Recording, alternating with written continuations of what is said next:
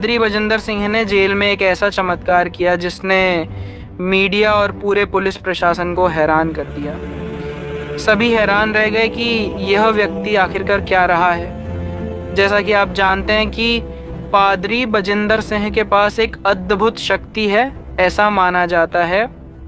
और जब वह किसी व्यक्ति के ऊपर अपना हाथ रखते हैं और यदि उस व्यक्ति पर कोई आत्मा या बुरी शक्ति का प्रभाव होता हो तो वह तुरंत सक्रिय हो जाती है और व्यक्ति अजीब व्यवहार करने लगता है, जिसे एक प्रकार की आध्यात्मिक शक्ति या कुछ लोग यीशु मसीह का वरदान भी मानते हैं। इस शक्ति को लेकर आप पादरी बजिंदर सिंह के बारे में क्या सोचते हैं?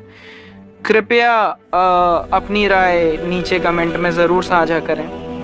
ये घटना ऐसी थी जिसमें पादरी बजिंदर सिंह ने जेल में एक पुलिस वाले पर अपना हाथ रख दिया, जिसके बाद उस पुलिस वाले ने कुछ अजीब महसूस किया और वह भागकर जेल इंचार्ज यानी इंस्पेक्टर के पास गया और उसे बताया कि साहब जी देखो पादरी बजिंदर क्या कर रहा है। जिसके बाद सब चौंक गए और जब वह इंस्पेक्टर उनसे मिलने आया तो उसने सवाल किया, आप ये सब क्या कर रहे हैं?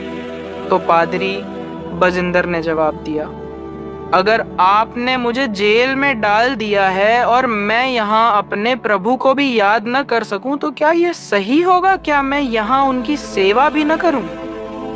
इस पर वहाँ मौजूद पुलिस वालों ने कहा, अगर आपको ये सब करना है तो कीजिए, हमें इससे कोई आपत्ति नहीं। और वे चुपचाप वहाँ से चले गए। फिर इसके बाद मीडिया के सामने बिहार की एक लड़की भी आई जो इस घटना का हिस्सा रही। बाकी दोस्तों इस कहानी में कितनी सच्चाई है इस बात की पुष्टि नहीं कर सकते।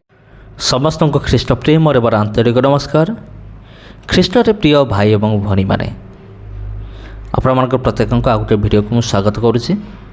तो चलो तो आम डायरेक्ट आम पॉइंट को जीवा, आम आलोचना करवा। आज वीडियो हूँ बजिंदर सिंह उपरे गोटे विषय बहुत मात्रा भाइराल होजे बजिंदर सिंह जो जेल रे अच्छा से जेल रे एक बहुत बड़ चमत्कार कड़े आमानकर पापाजी से बहुत बड़ चमत्कार कर जेल भितर एमती एक खबर बर्तमान सामने को आसছে। प्रिय बंधुगण आपन जो वीडियो क्लिप बर्तमान देखिले आपन टिके चिंता करंतु जे प्रकृत रे यही वीडियो क्लिपटा सत ना मिछ।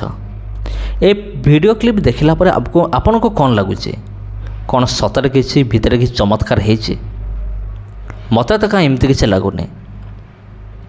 आदि आपन को सेमती लगुव कि चमत्कार होती कमेंट करके निश्चय जनइबे। तबे प्रिय बंधुगण अनेक व्यक्ति मान अच्छे माने वर्तमान जो यूट्यूबर माने जो मान कि बजिंदर सिंह फॉलोअर से माने पूरा दिन राति पूरा चेष्टा करुँचे जे बजिंदर सिंह को ठीक बोली प्रमाण करने। बजिंदर सिंह हूँ सत अटे आउ अन्य माने समस्त भूल अटंती। जेपरिक आमे माने सत्य को सामना को आम आणुचु बजिंदर सिंह मिथ्या चमत्कार मिथ्या भविष्यवाणी को आम सामना को आम नहीं आसचु। तेणु से चाहते आमको एक्सपोज करने।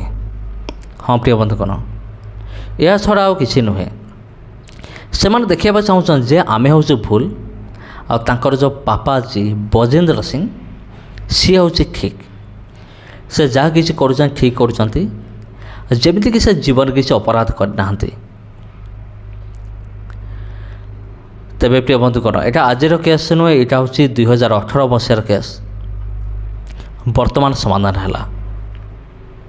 तेरे 7 वर्ष धरिकी इन्वेस्टिगेशन चली अनेक कहते कोर्ट जहाँ निष्पत्ति नेला ता भूल निष्पत्ति आ कोर्ट जानी शुनिकी भूल निष्पत्ति नहीं।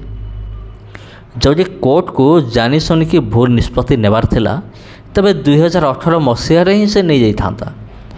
तबे 2018 मसीह आरंभ करिकी 2025 मसीहा दीर्घ 7 वर्ष काल कौन करूला सब किसी इन्वेस्टिगेशन होता।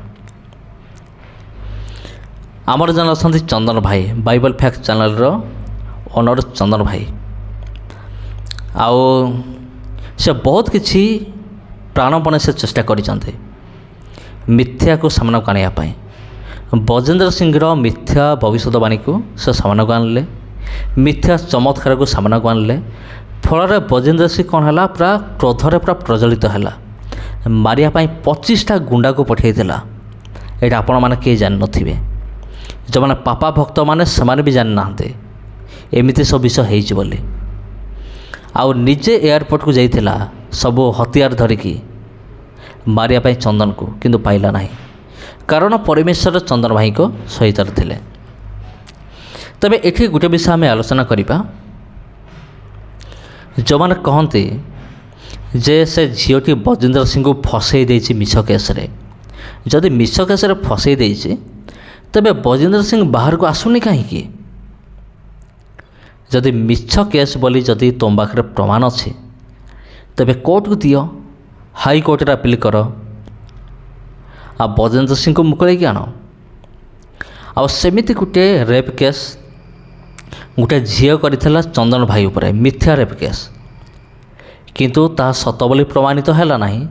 ସେଥିପାଇଁ ଚନ୍ଦନ ଭାଇ ବାହାରକୁ ଆସିଲା ଭାରି, ଭିତରେ ରହିପାରିଲାନି। ଆଉ ବଜେନ୍ଦ୍ର ସିଂ କାହିଁକି ଭିତରେ ଅଛି? କାରଣ ବଜେନ୍ଦ୍ର ସିଂ ସତରେ ହିଁ ବଳାତ୍କାର କରିଛି, ସତରେ, ଏଇଟା କୌଣସି ମିଛ ନୁହେଁ।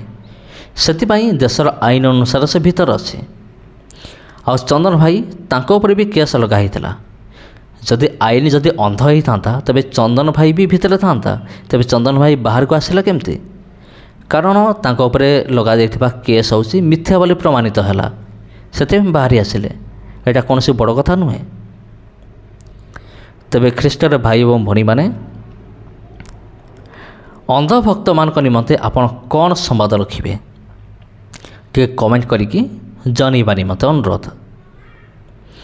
ମୁଁ ତ ଅନ୍ଧଭକ୍ତମାନଙ୍କ ନିମନ୍ତେ ଗୋଟେ ମେସେଜ୍ ମୁଁ ଦେବା ପାଇଁ ଚାହେଁ ଯେ ବର୍ତ୍ତମାନ ବଜେନ୍ଦ୍ର ସିଂ ଜେଲ୍ ଭିତରେ ଆଜୀବନ କାରାଦଣ୍ଡ, ମାନେ ଯେତେ ଦିନ ବଞ୍ଚିବ ତା ଜୀବନରେ ସେହି ପର୍ଯ୍ୟନ୍ତ ସେ ଜେଲ୍ରେ ରହିବ। ଯେତେବେଳେ ସେ ମରିବ ସେତେବେଳେ ତାଙ୍କୁ ଜେଲ୍ରୁ ବାହାର କରାଯିବ। ଏଇଟା ହେଉଛି ଆଜୀବନ କାରାଦଣ୍ଡ ରହିଗଲା ବଜେନ୍ଦ୍ରକୁ। ତେବେ ଖ୍ରୀଷ୍ଟରେ ପ୍ରିୟ ଭାଇ ଭଉଣୀମାନେ, ଆପଣମାନଙ୍କୁ ପ୍ରତ୍ୟେକଙ୍କୁ ଆନ୍ତରିକ ନମସ୍କାର। କିନ୍ତୁ ଆପଣମାନେ ତାଙ୍କ ପରିବାର ପାଇଁ ପ୍ରାର୍ଥନା କରନ୍ତୁ, ବିଶେଷ କରି ବଜେନ୍ଦ୍ର ସିଂ। ତାଙ୍କ ପରିବାରର ମାନସିକ ସ୍ଥିତି ଭଲ ନାହିଁ। ତାଙ୍କ ପତ୍ନୀ ଯିଏ ବର୍ତ୍ତମାନ ଡିପ୍ରେସନ୍ରେ ଅଛନ୍ତି, ପ୍ରାର୍ଥନା କରନ୍ତୁ ତାଙ୍କ ପରିବାର ପାଇଁ ଆଉ ତାଙ୍କ ମିନିଷ୍ଟ୍ରି ପାଇଁ, ଯେମିତି ଏକ ସଚ୍ଚା ବା ସତ୍ୟ ମିନିଷ୍ଟ୍ରି ହେଉ ତାଙ୍କର ମିନିଷ୍ଟ୍ରି। ଲୋକମାନେ ସତ୍ୟକୁ ଭଲ ପାଆନ୍ତୁ, ମିଥ୍ୟାକୁ ଘୃଣା କରନ୍ତୁ। ସମସ୍ତଙ୍କୁ ଆନ୍ତରିକ ନମସ୍କାର। ଯଦି ଭିଡ଼ିଓ ଭଲ ଲାଗିଥାଏ ତେବେ ସେୟାର କରନ୍ତୁ। ଧନ୍ୟବାଦ।